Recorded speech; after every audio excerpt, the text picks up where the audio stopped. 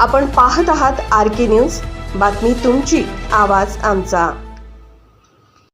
करवीर पोलिसांची मोठी कारवाई। शिंगणापुरातून घरफोडी करणाऱ्या 2 सराईत चोरांना ठोकल्या बेड्या। 42,500 रुपयांचा ऐवज जप्त।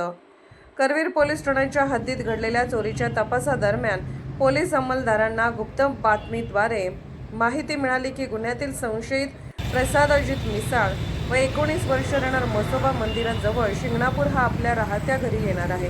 माहिती मिळताच पोलिसांनी शिंगणापूर येथील त्याच्या घराबाहेर सापळा रचला आणि प्रसाद मिसाळ याला ताब्यात घेतले।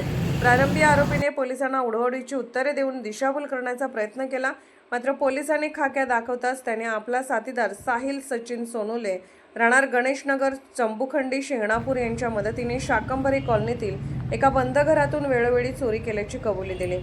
2 LCD, होम थिएटर, गॅस शेगडी, गॅस सिलेंडर व इतर प्रापंचिक साहित्य असा एकूण 42,500 रुपये किमतीचा मुद्देमाल जप्त करण्यात आला आहे। पोलिसांनी आरोपी प्रसाद मिसाळ याच्या घराजवळील खोलीतून चोरीचा सर्व ऐवज जप्त केला आहे।